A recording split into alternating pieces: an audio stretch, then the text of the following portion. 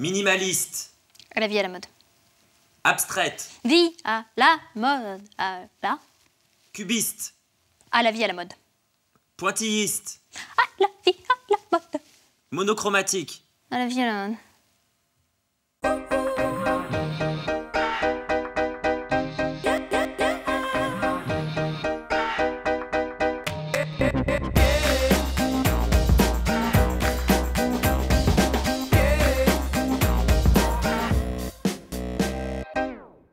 Salut les artistes, mais quel beau pinceau chérie, quel organe, quel coup d'épingle, quel talent. Bienvenue dans À la vie, à la mode. Cette semaine, génie, on se penche sur la relation passionnée entre la mode et l'art.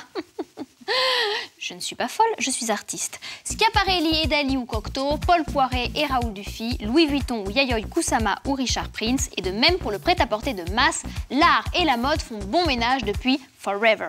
Le dessin, la peinture, la photo, la sculpture, l'architecture, les arts et les beaux-arts inspirent les créateurs de mode au-delà de la scénographie de leur défilé. Quand la mode embrasse l'art à travers ses imprimés, ses volumes, ses tissus ou ses dégaines, c'est avec la langue qu'elle le fait et à pleine bouche. Bienvenue dans cette spéciale art d'À la vie à la mode, sommaire.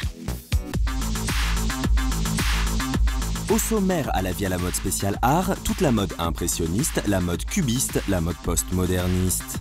Believe, yes, we believe. Nous vous aiderons à peaufiner votre garde-robe d'artiste et en association avec le Daily L, Lorraine Bastide nous donnera son avis mode artistique. Et ça restera dans l'histoire. Hugo Lopez nous présentera son objet culte, objet d'art.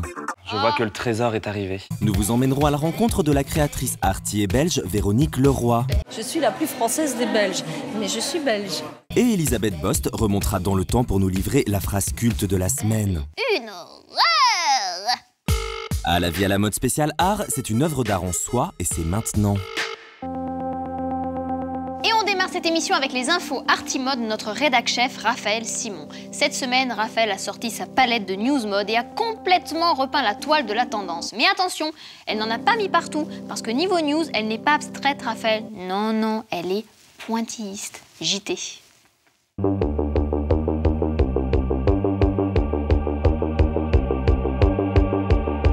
Art meets Fashion, c'était la présentation mi-art mi-mode de la marque Each Other, à ne pas manquer pendant la dernière Fashion Week parisienne.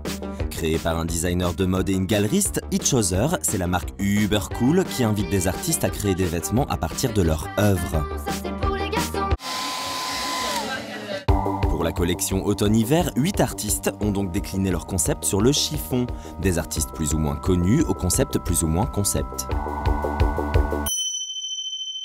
Le projet de départ, en fait, c'était un travail d'hybridation en fait, de culture orientale et occidentale. I do text-based work on mirrors, mostly positive words. J'interviens sur les volumes en règle générale. Et l'idée, c'est d'amener une nouvelle réflexion sur une vision du capitalisme et d'un système qui est en train de s'écrouler. Des concepts qui deviennent beaucoup plus accessibles sur le vêtement. This is Life is Great on a sweater. Ce sweat, on reprend le visuel d'une tête de requin. Believe, yes, we believe. Le requin peut symboliser le prédateur financier. Même si ces prix ne sont pas toujours très grand public, comptez quelques 580 € pour le pull requin, Each Other vise à démocratiser l'art contemporain réservé à une élite. Fashion is incredible industry. It's so big. So it's the best place to promote artists. Et même la rémunération des artistes couturiers est démocratique. It's very fair how we work. We work like a music label. So if their collection sells a lot, they get a lot. No matter if it's they sell extremely expensive or not. À la vie à la mode en 2014, l'art et la mode pour tous. L'incontournable à la mode de cet été, c'est le tatouage. Et oui, la température monte, on fait tomber la chemise, on lève le bras droit et on montre son tatou. Le tatou est à la mode et il est partout, mais il est surtout éphémère. On oublie les aiguilles de 12 et la pommade apaisante pendant 10 jours. Et on opte pour le faux tatouage ou les vêtements tatouage moins chers, moins douloureux et surtout moins indélébiles. Vue partout sur les podiums en mode ronces empoisonnées qui poussent le long du corps chez la créatrice belge Anne de Meulemuster, en version lettres inscrites sur le corps nu chez Marc Jacobs pour Louis Vuitton, ou en version couture old school en relief chez Maison Martin Margiela. Ça met du baume au cœur. Autre astuce pour se tatouer sans se faire mal, les collants à sauce, tout prêt à enfiler, mais aussi le tampon décalcomanie en forme d'étoile Sephora, ou encore la finger stash chez Topshop. C'est à la mode, tout le monde s'y met. À la vie à la mode, le tatou temporaire, un moyen d'expression qui permet de livrer son humeur à la mode du moment, mais qu'on n'est pas obligé de garder pour la vie.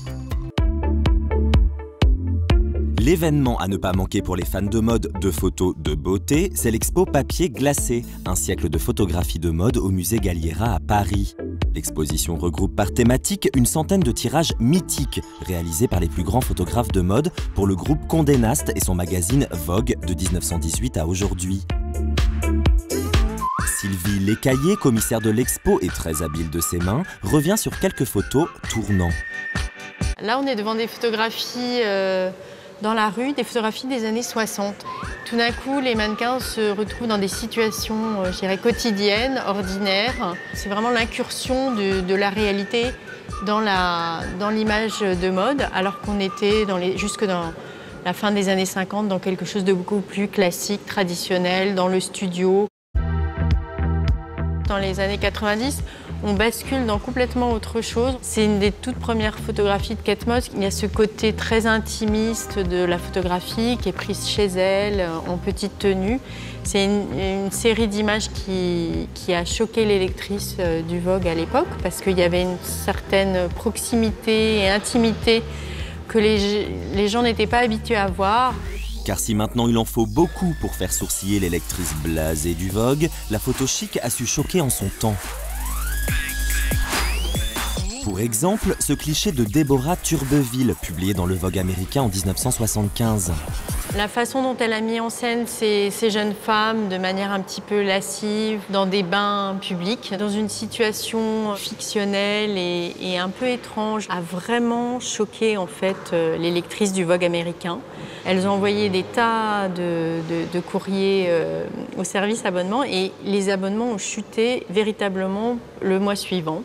Ça montre aussi que la photographie de mode peut être vraiment aux avant-gardes, en avance sur son temps. À la vie à la mode, la photo choc chic and hot jusqu'à fin mai au musée Galliera à Paris. Oh, j'ai envie d'un thé, moi. Bon, non, je peux pas, c'est pas grave. Oh, je m'ennuie. Salvador Dallas, est-ce que tu peux me faire mon portrait, s'il te plaît?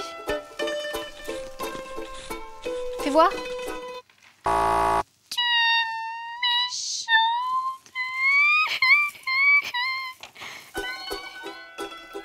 Et quoi? Amanda Lear, elle était beaucoup moins difficile que toi. Elle aimait tout ce que je faisais. Vous créez des poteries, chantez des chansons, vous êtes portraitiste, designer ou pâte à modeleur, vous êtes artiste mais personne ne vous comprend? Eh bien faites attention à votre look, car si les gens sont à deux doigts de vous considérer comme un artiste mais pas complètement, c'est certainement parce que vous avez un problème de look. Et oui ma pauvre, être artiste c'est créer, d'accord, mais c'est aussi avoir une posture, une dégaine, un style. Tout de suite donc, la garde-robe pour vous aider dans votre recherche de look d'artiste et enfin accéder un jour au statut de commandeur des arts et des lettres.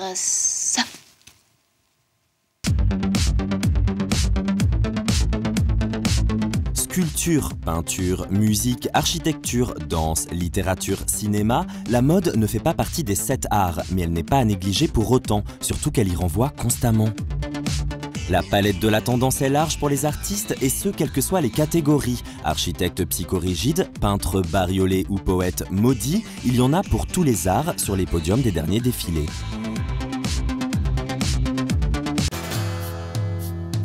Vous êtes peintre et fier de l'être, annoncez la couleur en adoptant la tendance peinture lurée, grand incontournable de la saison. Pointilliste chez Chanel, figuratif chez Castelbajac, graphique chez Mouret, abstrait chez Céline. Il y en a pour toutes les écoles. Pour les peintres qui vendent, soit 0,01%, offrez-vous carrément la jupe ou le manteau pop art Prada, pièce ultime de la saison. Ça vous coûtera 10 toiles, mais le style en vaut la chandelle. Et pour les peintres plus fauchés, soit les 99,99% restants, pas de panique, les marques plus accessibles ont sorti leurs pinceaux elles aussi. Acne célèbre Clint avec des pulls signes et opening cérémonie, Génie rend hommage à Magritte. Ceci n'est pas une pipe, ceci est une chaussure. Vous êtes architecte et vous avez les idées carrées, prouvez-le en adoptant une silhouette graphique. Sortez les volumes géométriques, épaules arc de cercle, Garrett Pugh, jupe trapèze Balenciaga, épaules carrées, Balmain. La mode cette saison est droite comme votre triple décimètre. Pour les plus rodés, assumez carrément les robes sculptures aux armatures apparentes comme des garçons. Femme sculpturale, femme fatale, l'effet est garanti si vous ne voulez pas passer inaperçu au prochain congrès des architectes à Saint-Étienne. Évitez néanmoins le total look si vous ne voulez pas finir à l'hôpital psy et accompagnez votre tenue d'un maquillage nude et d'accessoires sobres.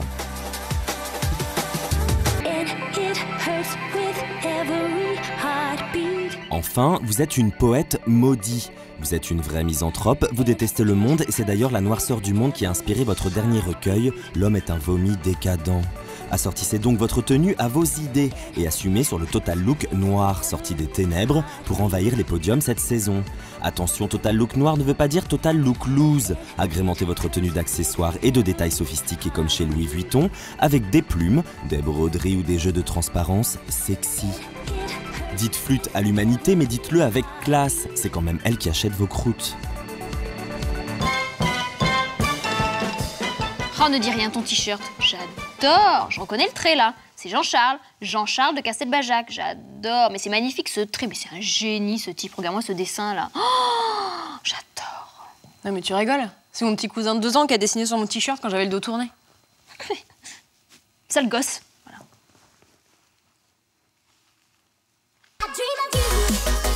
Dora Maar, la grande Odalisque, Gala, Olympia, Vénus, Cléopâtre, Mona Lisa, Ariel Dombal. Tout de suite, le questionnaire à la vie à la mode d'Ariel Dombal. 2, 3, 4, 5, 6, 7, 8 and back. Cette semaine, c'est la chanteuse lyrique et extraterrestre Ariel Dombal qui répond à notre questionnaire mode. Je suis extraterrestre.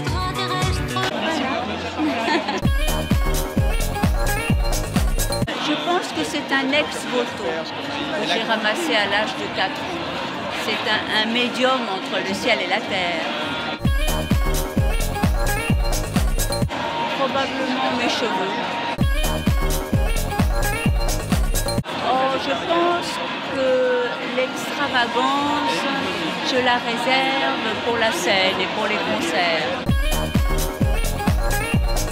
Le regard de mon amour. Oui, bonjour, pourrais-je parler à la journaliste Lorraine Bastide, s'il vous plaît? Comment ça, elle n'est pas là? Mais c'est l'heure de sa chronique. Comment ça, elle est partie en scooter à son cours de poterie phallique? Bon, écoutez, c'est très gênant. Vous pouvez pas me dire ça comme ça, sans soutien psychologique, au préalable, c'est affreux.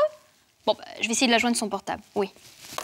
Je suis choquée, j'aurais jamais cru ça d'elle. Un scooter! Lorraine Bastide a un scooter! Maladroite comme elle est! Non, mais elle va causer d'accidents de la route! Quelle folle! La vie mode. De la mode.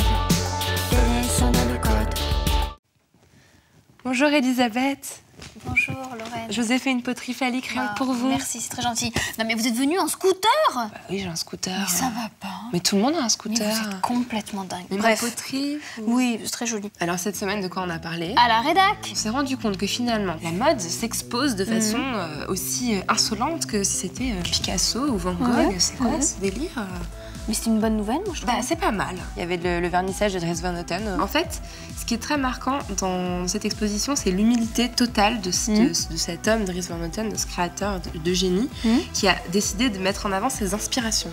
Donc, d'un seul coup, il expose dans des vitrines à côté de ses propres créations, des créations de Schiaparelli, de Coco Chanel. Qui l'ont inspiré. Qui l'ont inspiré. Mais il y a également des tableaux de Damien Hirst, des bustes de Klein, des choses qui sont très très anciennes. Voilà. Et donc, il fallait être aussi à l'inauguration de Princess Cooler, au bon marché. Alors, c'est pas tout à fait nouveau. Ça a germé dans l'esprit d'une personne qui s'appelle Diana Vreeland, la très célèbre, très excentrique et très iconique rédactrice en chef du Vogue US dans les années 50 et 60, qui a été nommée en 71 directrice du Costume Institute, qui est donc le musée qui fait les vieux vêtements au Metropolitan Museum de New York. Et qu'est-ce qu'elle a inventé en même temps, Diana Vreeland? Le Met Ball. C'est la grande exposition consacrée à la mode qui a lieu chaque année. Alexander McQueen a eu son exposition et son Met Ball.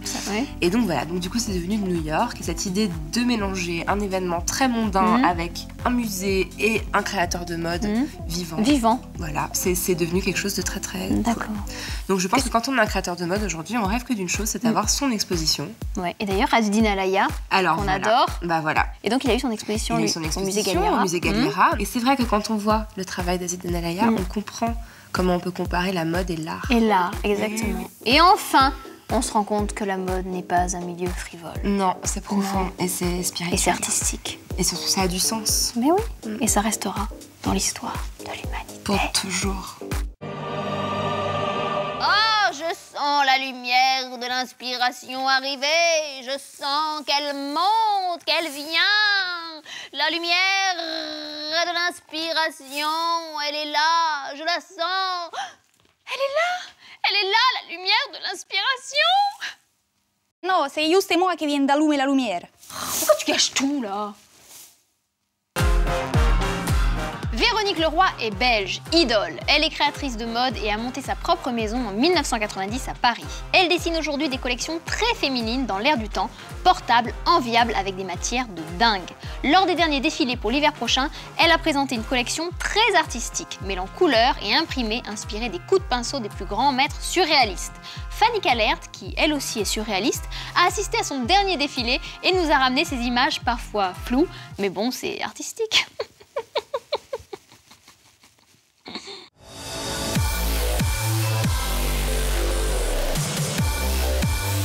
Véronique Leroy est une créatrice belge qui vit à Paris. Je suis la plus française des Belges, mais je suis belge. Elle aime l'art, elle respire l'art, elle articule l'art et elle défile presque tout le temps dans le temple de l'art moderne et contemporain parisien, le Palais de Tokyo. Créatrice francophone avec accent délicieux. Déjà la planche à repasser, pourquoi elle met toujours la planche là? C'est l'entrée, c'est mieux de la mettre là. Véronique Leroy, c'est un peu le vilain petit canard de la mode belge. Recalée à l'Académie des Beaux-Arts d'Anvers, elle s'expatrie à Paris, intègre le studio Berceau, travaille 3 ans chez le maître Azdin Alaya et fonde sa propre marque en son propre nom en 1990. Elle se retrouve seule face aux 6 d'Anvers, un petit groupe de créateurs belges issus de la même promo de l'école d'Anvers, qui ont alors la méga cote à Paris et qui ont tous un nom compliqué à prononcer. Walter van Berendonck, Anne de Meulemeester, Dries van Noten, Dirk van Sien, Dirk Bickenbergs et Marina Yee. Alors maintenant, je ne suis plus seule, mais pendant longtemps, j'ai été un peu à part.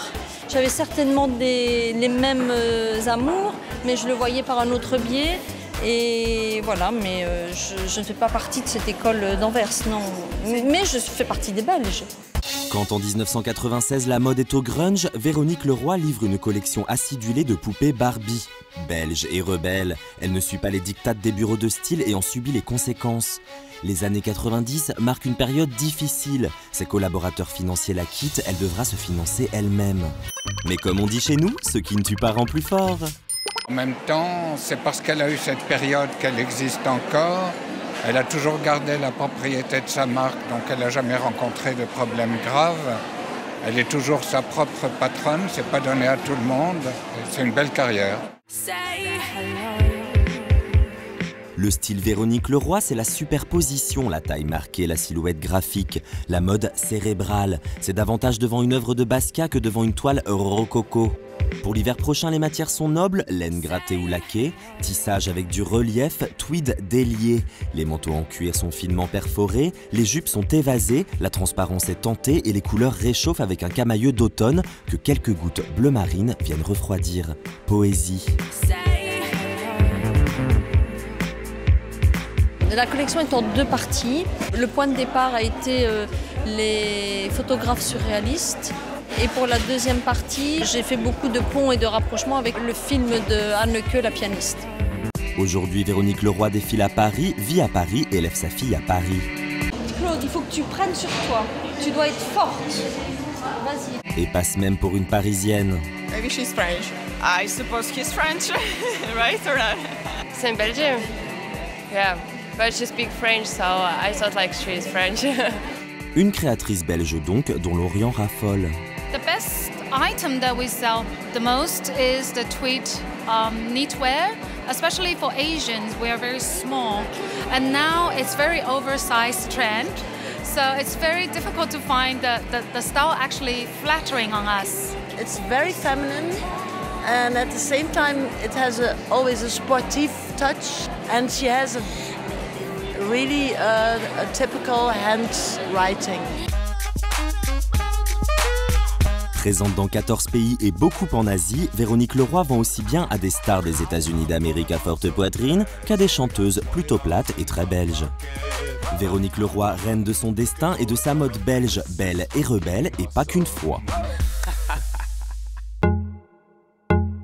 Attention, moment culte et grand luxe. Chaque semaine, notre réalisateur Hugo Lopez vient nous présenter un objet culte de la mode et cette semaine, il vient avec un trésor. Une véritable robe Mondrian d'Yves Saint Laurent. Attention, objet culte, séquence culte, robe culte et j'en passe.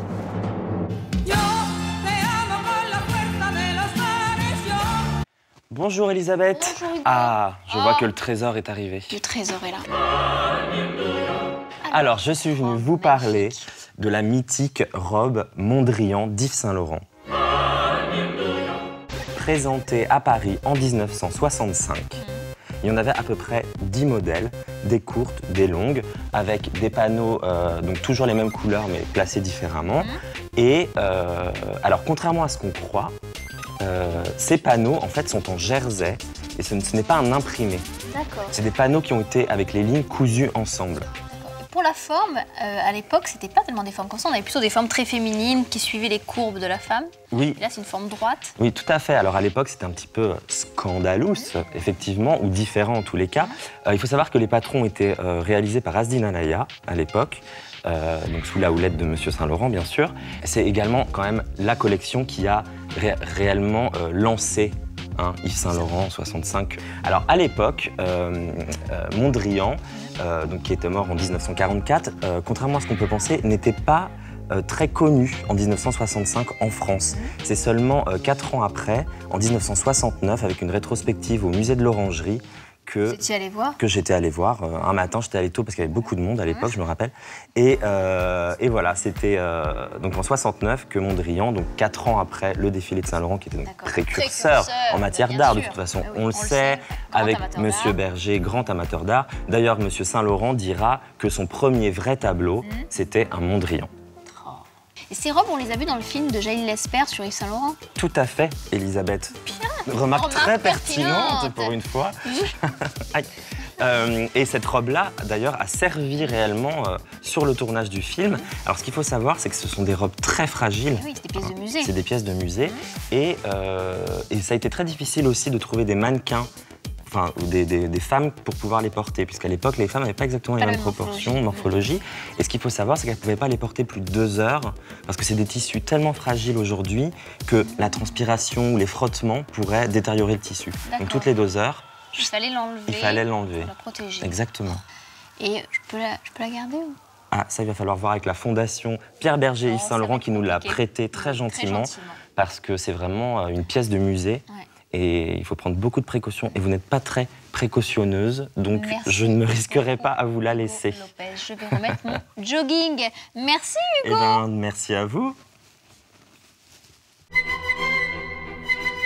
Nous sommes en 1965. Je suis belle dans ma robe Yves Saint-Laurent. Oh, Mondrian, je t'aime. Oui, allô? Oui, maman? Il est l'heure de la phrase culte. Phrase culte. Bah quoi? Le minimalisme, ça existe dans l'art aussi. Alors pourquoi je ne ferais pas des lancements minimalistes? Hein? Vous avez vu la petite robe noire qu'a fabriquée Madame Chanel? Une horreur! Non mais me dis pas que c'est une petite robe noire Chanel que tu portes. Si, j'adore! L'art produit des choses moches qui embellissent avec le temps, pendant que la mode produit de belles choses qui deviennent obligatoirement moches avec le temps. Jean Cocteau.